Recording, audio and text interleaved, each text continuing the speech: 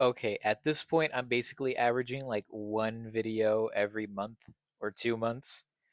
Uh, man, I'm just busy. I'm like working almost every day and playing Fallout New Vegas. Howdy, partner. So yeah, cut me some slack.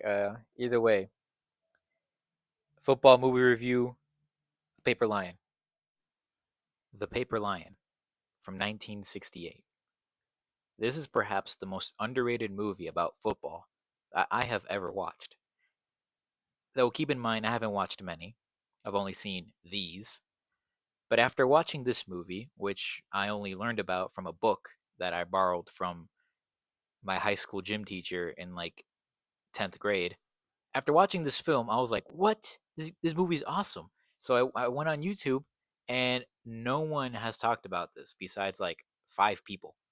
Paper And Lion. it's like all their videos have a whopping like 10 views Paper in total. Lion. So I feel like I got to talk about this movie.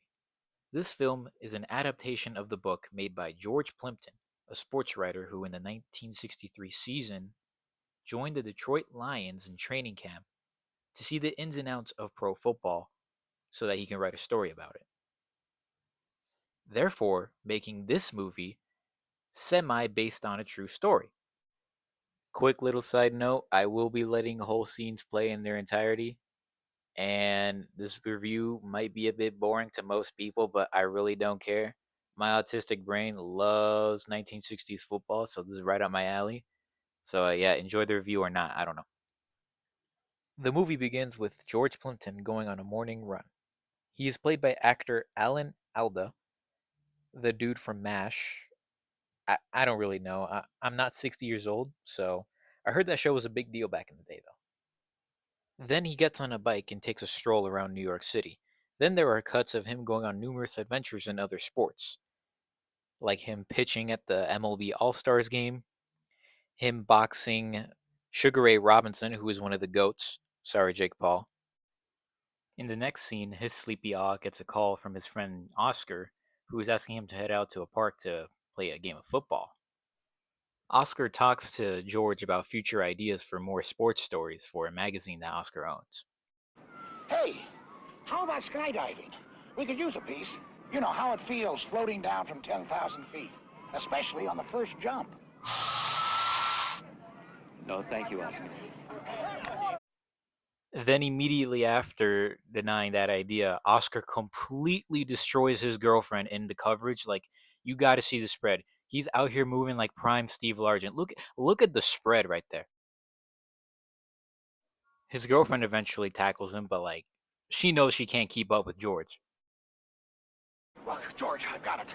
Something with a little circus color, see? Like standing up for a knife thrower. Huh? No. Come on, it's our down. Ready? Hi! George, I've got it! Pro football! You're a rookie quarterback trying to make the team!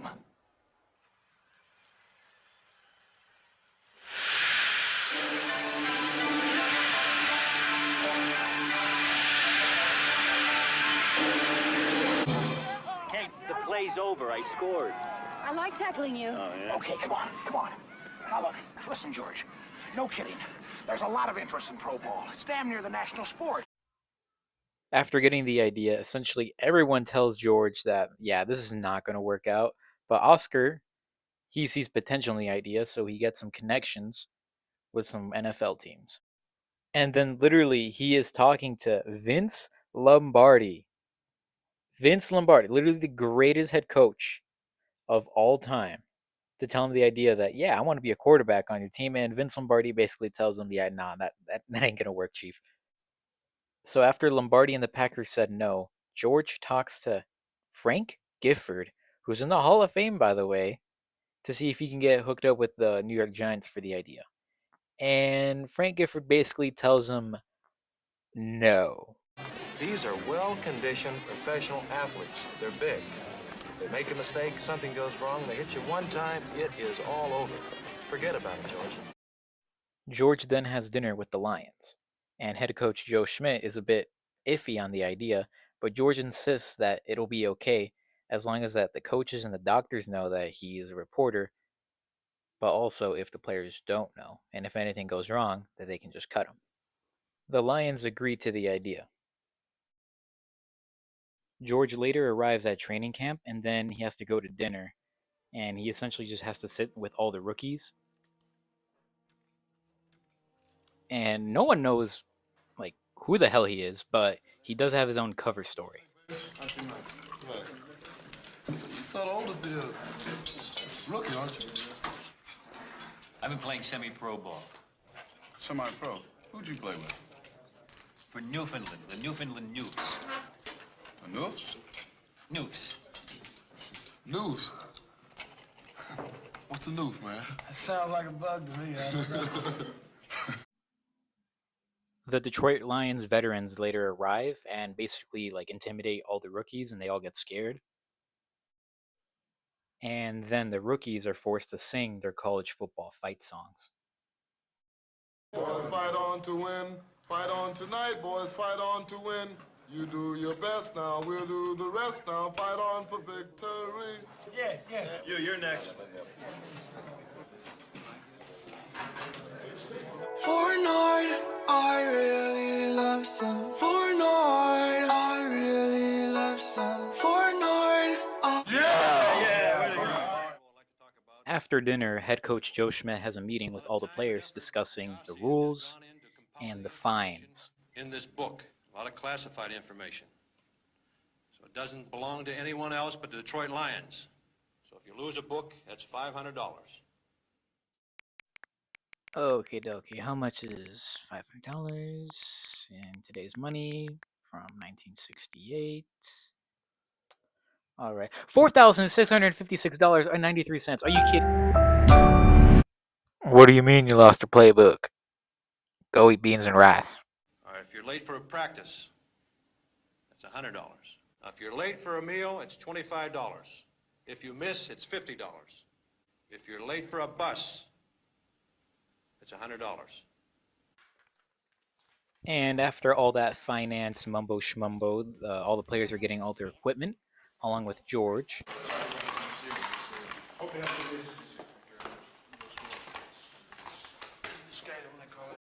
We finally get started with the training camp scenes, and for the rest of the movie, they're in an actual like NFL training camp, which is pretty cool.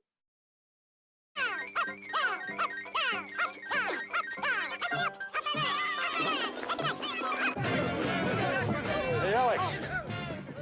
Yeah. Come here.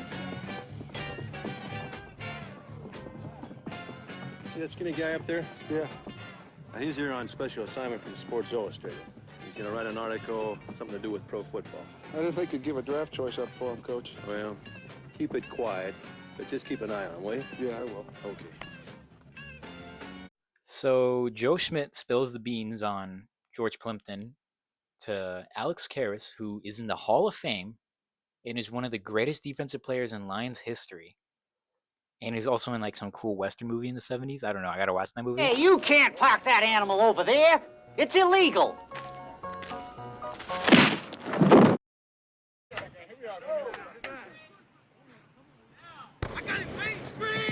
Good throw, boy. That's the one to throw him out.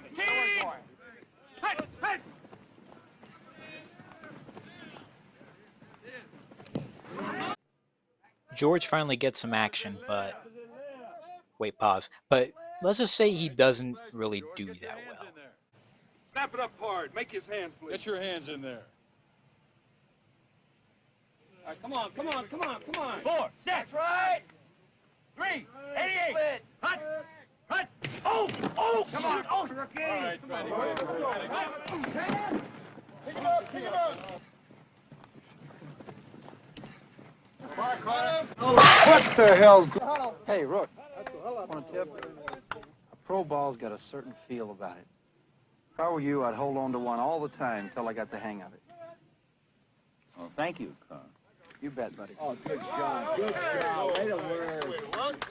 Nice. After practice, George goes into his room and he plays with himself.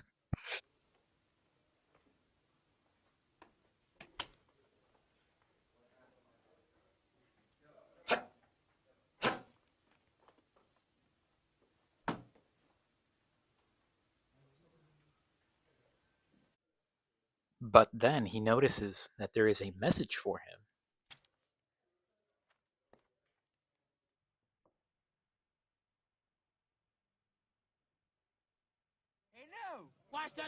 The next day in practice, George has an even rougher day as the players actually do put their hands on him. On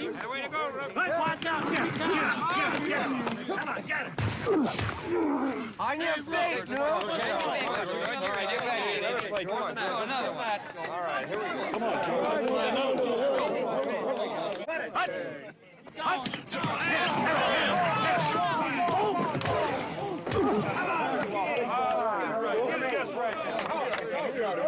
Come on, Better way to go, Rook. Rook.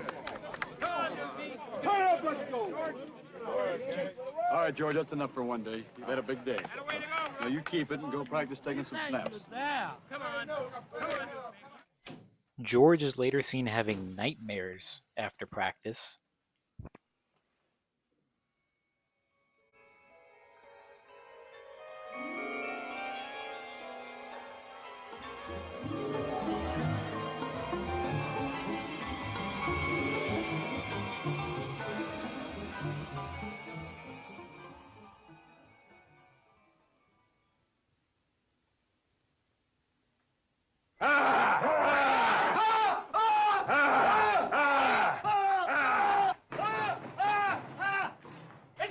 It's Lucy! It's Lu! I know it's you, Lucy! I'll get you! I'll get you!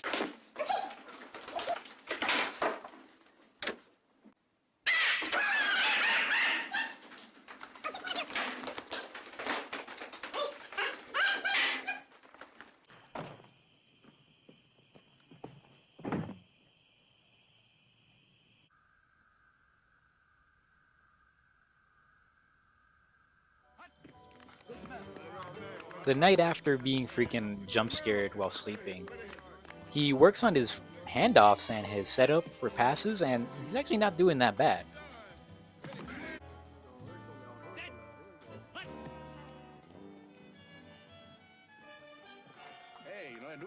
But a couple of the veteran players don't like seeing a white boy getting a little motion, so they put freaking metal soles in his cleats. The next day in practice, George Plimpton, still being a rookie, who's also a news reporter, and who's also like extremely skinny and tall, and has no athleticism, now with metal soles in his feet, he is noticeably way slower, and he just gets completely Joe-capped 1970 Boston Patriots.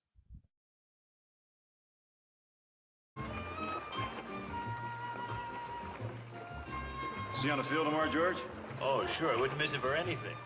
I'll have Tweety shoot me full of Novocaine. Hey, George. Guess I'll cure your heavy feet for you.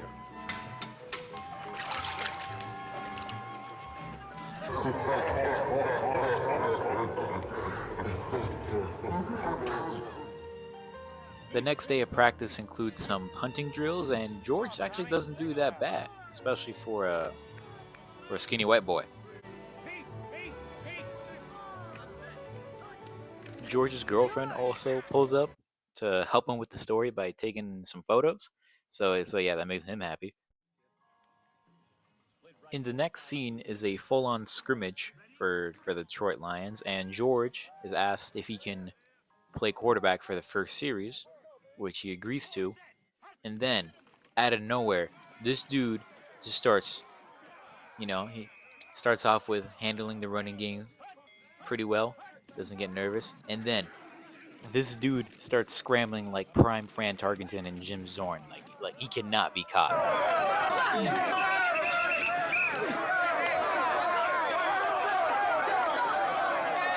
Who's that? Plimpton, George. Where's he from? I don't know. Harvard. Then George starts getting hot. This man starts moving like prime '84 Dan Marino out here.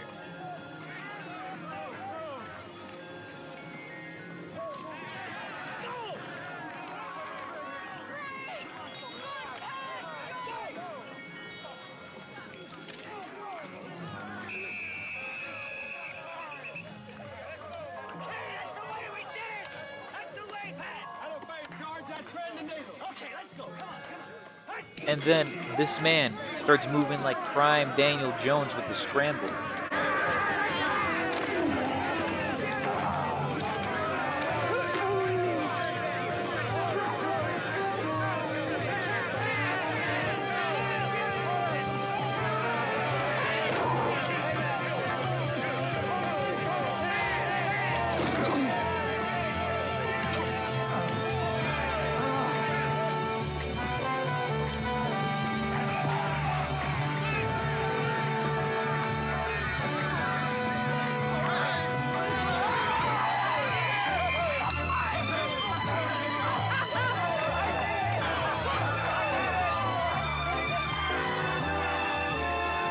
wonderful. Thanks, Bill. Thank you. I can't thank you enough, Bill. Go take a shower. Thanks, Bill. Bill? Hey, George, how come you have a zero on your shirt? George! Hey! Come here!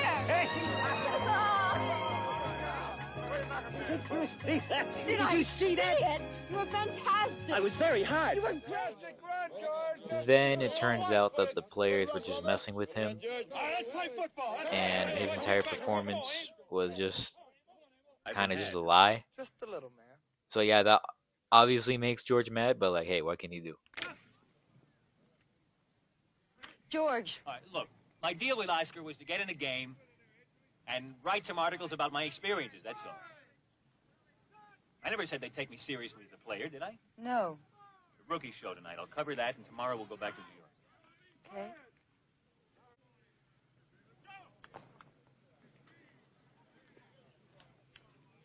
George, there's always next week. Next week. The St. Louis Cardinals. The next scene is certainly something.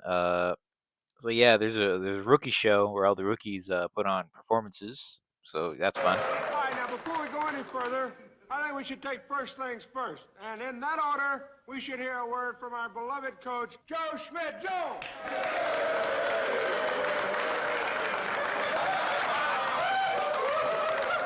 Alter, öffne die verdammte Luke!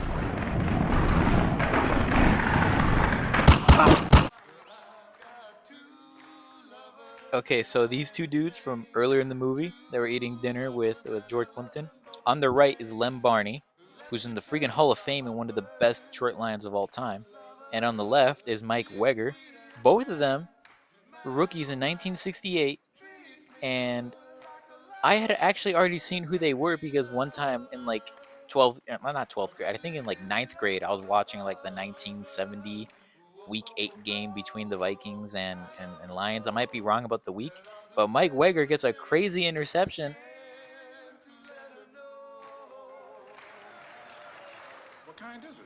After the rookie show, the Detroit Lions begin practicing and studying film on the St. Louis Cardinals, which will be their first opponent for the 1968 preseason. On the weak side, it's going to be a blitz, and he came that time. Safety blitz. Just keep your eye on number 8. He'll tell you most every defense as to what it's going to be coverage-wise. About 72. He's got 50 pounds on me. If I see him playing against you, I'd bust out laughing. Hey, Pat, shut up. Joe, I don't think I'm being unreasonable. One series, that's all I want. I mean, if we get far enough ahead so I can't do any harm. Say, 2 touchdowns. Say, if we get 2 touchdowns ahead, and there's not enough time for St. Louis to catch up, what about then? Joe, if it's okay with you, we'll play for George. Yeah, if it's safe, give him a shot. A real game, huh, George? Right, now, say if we get 3 touchdowns ahead. 21 points. What harm can it do? Well, George, we're just going to have to see.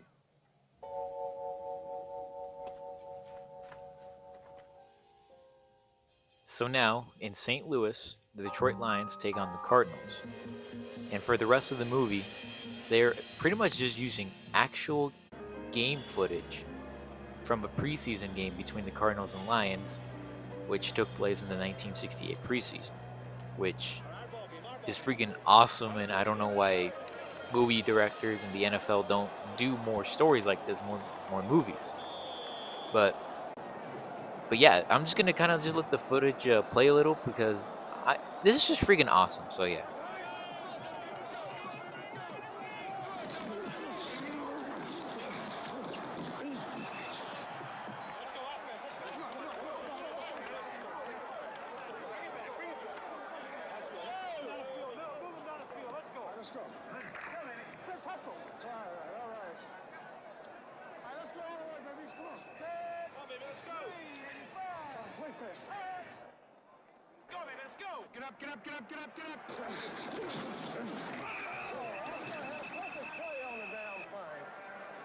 We get some field room here. Let's get it. Down in that goddamn hole there. Come on, Blue. Get it up, baby. Keep driving, baby. Keep driving. Keep driving.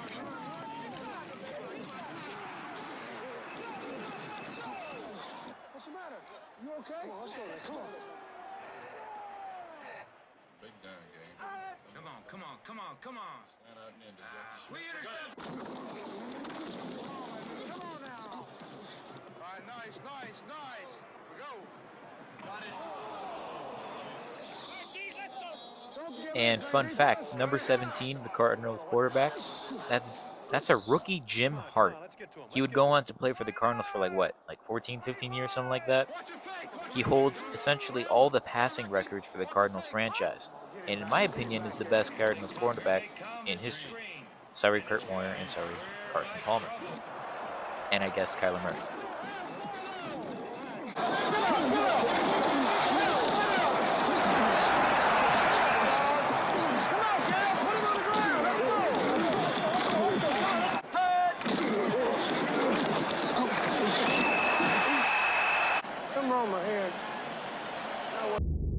Oh yeah, the guy standing right next to George Plimpton, that's Gary Yepremian, the guy who made that funny kick in Super Bowl VII against the Redskins. But I mean, the Dolphins still went undefeated that season, so it's okay.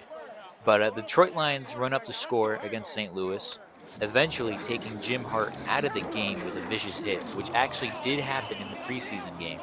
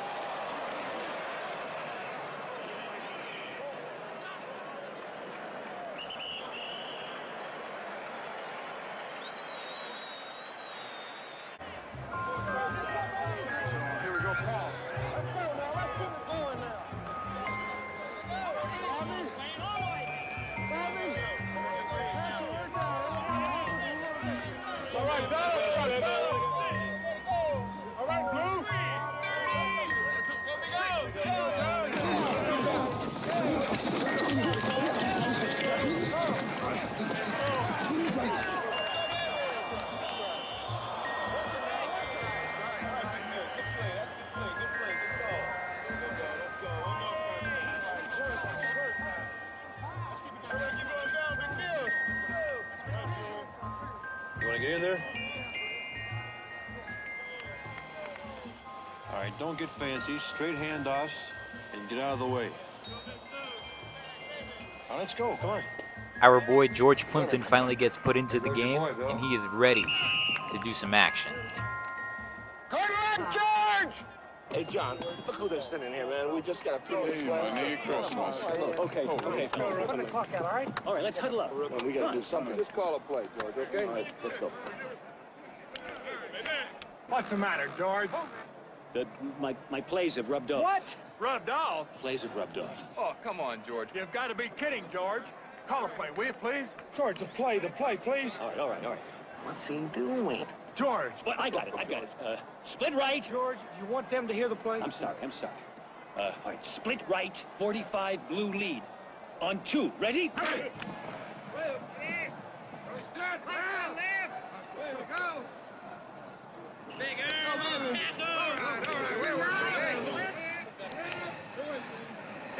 My God, he's over the guard.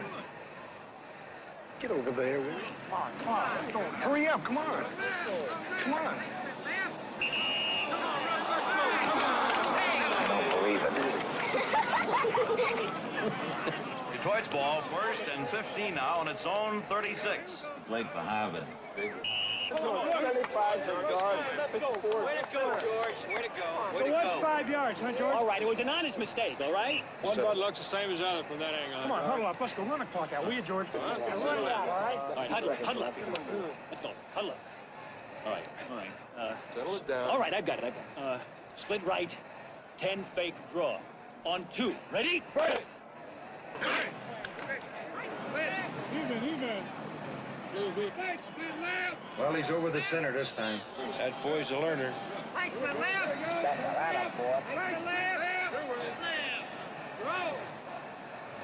Hey, dummy!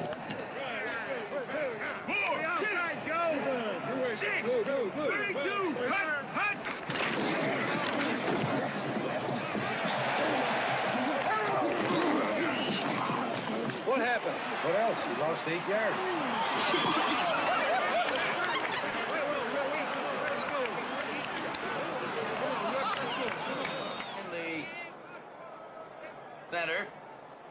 What's he gonna do now? Hold it, set! Green, 88!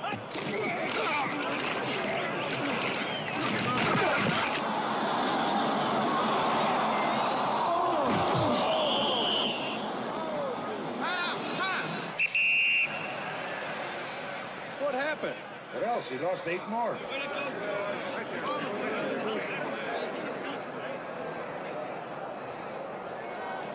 Longest damn last minute I ever saw. George, you're covering a lot of ground tonight. Yeah, it's all backwards. Keep it up, we're going to be in the stand. All right, it's all right. Third down on a short 32 to go. Come on, the play, please. The play, George. Split right, green right. Wait, that's a pass. I know it's a pass. I'll never expect it. George, we're on our own 15-yard I line. know where we are. I got us here, didn't I? Boy, you're lonesome. And I'll get us out, too. 13 seconds. What can happen? Joe can kill you, that's all. George, the play. Oh. Will you call the play, George? All right. Split right. What's he doing out there? Hey!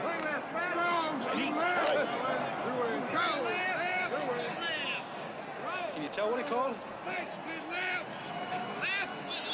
Four, set! Get him, kill him. Six! Amo. 32! Let's get it. Hut! Oh my God, he's gonna run for a pass. He's gonna pass. Here, George! I'm in the clear.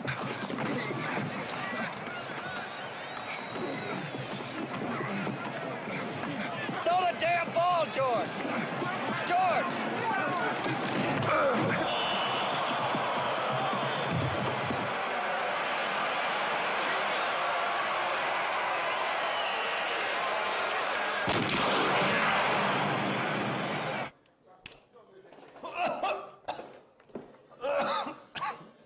Take a couple whiffs of this one. Come on, a couple free drip. Yeah, boy.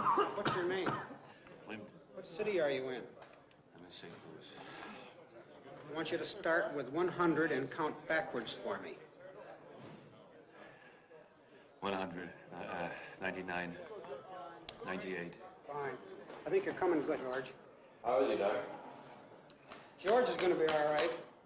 But, Joe, I don't know how those goalposts are going to be. How do you feel? I feel like I had my pants taken down in front of 60,000 people. Well, you did all right. Oh, I must have set some new kind of record. 3 plays, and I lost 41 yards. Well, I made an ass of myself. Well, the important thing is that you hung in there. Hey, George, I hear you leaving us. They're trading me for Johnny Unitas. That's a bum deal, Joe. The front office should have their head examined. I'll see you, George. Hey, George, the guys on the team voted you the game ball. I couldn't get it away from you anyway. Listen, George, you got that apartment in New York and all those girls. That's not such a bad deal either. Don't forget to come back to camp next year. Thank you. Don't try out for flanker, George. The 1968 movie, The Paper Lion, is probably one of my personal favorite movies of all time. Is it really that great overall? No, not really. But it's a perfectly fine movie for anyone who isn't a huge fan of pro football. But for like a dude who's autistically into 1960s and 70s football, I freaking love this movie. And after watching this, I believe I'm going to start ranking football movies from any decade, any era of filmmaking. I don't know. I don't care. I'm going to rank them. And for this first football movie review, I'm going to give this movie an A tier. And I'll most likely bump it up to S tier after watching a few, because I already know there's going to be a few bad football movies. So I'm excited. But overall, I had so much fun talking about this movie. And if you even made it to this far, oh my goodness. Go do something else in your day. Oh my God, why are you sitting down listening to me talk about this shit, bro? Like, what the hell? But yeah, have a wonderful day and go watch this movie. It's free on YouTube, and yeah, have a wonderful day.